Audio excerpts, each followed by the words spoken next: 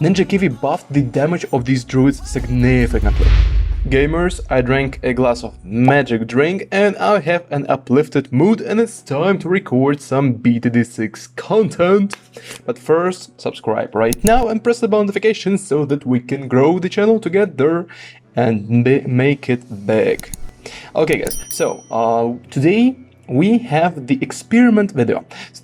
Ninja Kiwi have seemingly nerfed the Druid. The Druid farming is no more, or is it? Because Druid farming used to be the most broken farming you could ever fucking imagine. Nothing was even close to the money that Druid farming gave you. My personal record, and I'm pretty sure it is world record, in the hard standard 100 rounds game is 7.1 million cash without selling the defenses. This is pretty ridiculous money, considering that on this cash you can buy absolutely every single tier 5 in the game and you will still have a couple million left. This is just the extent to how broken the strategy was. And Ninja Kiwi said, okay, fuck you gamers, we won't give you the benefit of the Druid farming using the stalling strategies, because this is not how we intended the game to be. So this is just how we get the approach. But what did they do?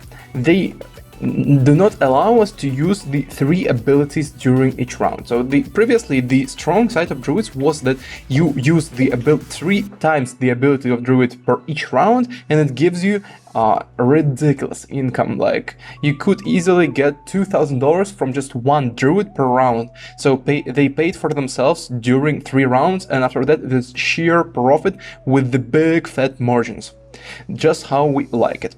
And I thought, okay, maybe Druids are not so bad, because now we cannot do the 3 times ability, but we still have the Druids, we still have their properties, and they also buffed the damage of the Druids, which also helps with the prevention of stalling the rounds. For those who don't understand, stalling is slowing down the rounds intentionally with the towers that cannot pop the balloons, but that can make the blimps or the ceramics be stuck in one space.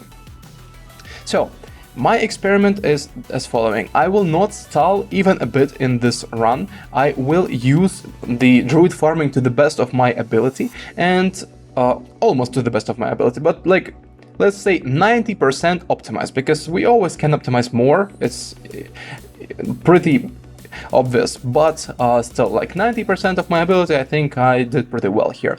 So what we are doing here is, as you can see, I already have, let me count, it is 14 Druids. Usually we were going in Blunarius for 16 Druids. 14-16 Druids is more than enough. And this is just the setup we might have used in the previous patch and update.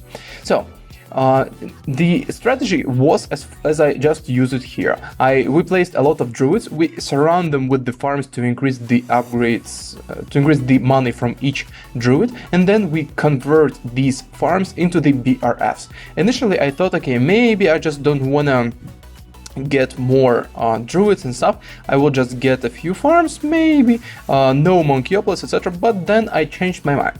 So this is gonna be the run up to round 100, and I will do my best to maximize the income I get. But what I should also note is that I won't use like the cheap defenses on purpose. I will use the expensive defenses because I think it's more reasonable, because most players don't actually know like the best ways, the meta things, and if I use like the things that average player would use, it would be more justifiable and the experiment would be more clear and clean. This is the way. So as you can see, I keep on placing more and more BRFs, I keep pressing the Druid ability button, and other than my finger almost breaking and us getting ridiculous amounts of money, nothing happens pretty much. Also, important thing is that Ninja Kiwi buffed the damage of these druids significantly. So as you can see, after each of these druids strangle the balloons to death with their vines, they also get the passive ability that deals passive damage to the other balloons that go on the track. I just added the Spirit of the Forest, but as you could have seen before this, the druids and Ninja were pretty much the whole defense we had before round 76 or so. The druids have become increasingly more and more powerful with the rounds, and they can easily deal with rounds 1 through 80. And this is the pretty interesting thing, because one of my subscribers actually made the strategy on chimps. It's like a meme, because these druids are worthless on chimps, seemingly, because you cannot use their farming ability. But even with their base DPS and the passive ability, they turned out to be pretty darn powerful, and he did not regret getting them in his chimps run. So pretty solid thing. Now, we get pretty decent amount of money. Like, you can't argue that with me that this is not a good amount of money. We have like 20 BRFs, we have our druids batch, and we are just kinda cycling through the game. Good thing about the druid farming in the new patch is that you barely need any defenses, because druids will carry the game for you. Also, the amazing thing right now with this just tiny addition, now we have the ability of Spirit of the Forest that you get with the Monkey Notch called Wine Rapture. It is useful right now. Previously, it was completely useless, because you were using the Spirit of the Forest only for the passive damage. But now, with the vines that tier 3 druids generate, we can actually have good enough defense so that the Spirit of the Forest can recover his vines much quicker, and this way you will be able to get much more profit from this. Now, I'm buying the Monkeyopoulos right now, and I sold my druids on round 85. Important note.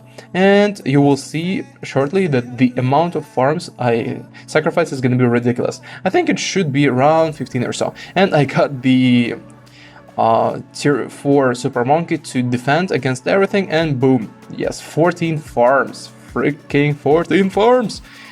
Okay, beautiful. At this stage, what we need to do is we just buy more farms. We replace every single farm we have had initially, and I buy the Banana Central to boost the income of each BRF on the map by 15%, I think. Pretty reasonable amount. So you always want to get the Banana Central when you go into mass BRFs. Now, I teleported my Super Monkey to the beginning of the map, and just look at how much money we're getting. Like, people were saying that druid farming is dead and something, but it's absolutely not. I don't see how druid farming is dead in the slightest. Just look at the amount of money we're getting. It is different, that is for sure. I'm not gonna argue with that, but druid farming is a really solid option even now. It's not gonna give you probably the ridiculous incomes you got previously, but it is still one of the best options to farm in the game, and it is more than reasonable to try to go for the druid farming and stuff. And now at this stage it's more of the like flexing game, because we already proven that we have more than enough to actually deal with everything here on our own. And now I'm just flexing. I add some defenses, and look what I'm doing here. I intentionally add the defenses that would be a part of the paragons. So this is the Dart Paragon and the Boomerang Paragon, which is the things you would organically get after you get a lot of money in the game. You could also save up for the Super Monkey, for anything, and you will chill pretty much. Also, interesting fact about the Spike Factory I have at the top.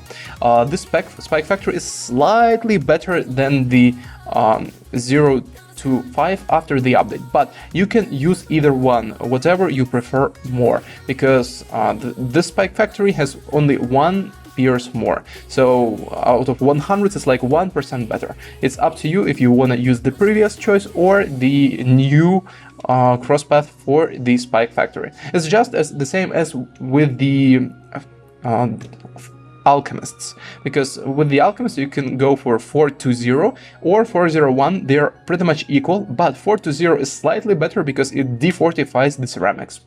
Now we keep on farming, we keep on making a lot of money, and as you might imagine, we have a ridiculous amount of money already invested into the farms. So when we sell them, it's gonna be a different story. Now we have 1.2 million bucks without selling anything. And let's see just how much monies will we get after we sell all the farms we have on the map. So I'm selling everything, and we get, including my Opolis and stuff, we get 2.53 million, but we made like $200,000 in one round, so let's count it as 2.3 million.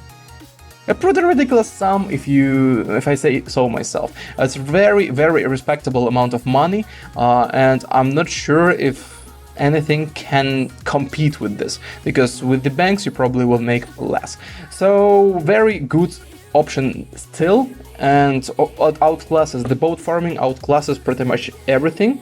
The regular tier 1, the tier 1 upgrade path 1 farming, druid farming is still a way to go if you enjoy it. If you don't enjoy it, don't do it, because it is micro intensive. Okay guys, press the like or dislike button right now depending on what you think about this video. Tell me in the comments if you like druid farming, if you don't like it, what's your thoughts? Like, is it good that they actually buffed the DPS of the guy and nerfed the farming potential, or you prefer the old overpowered version of the druids?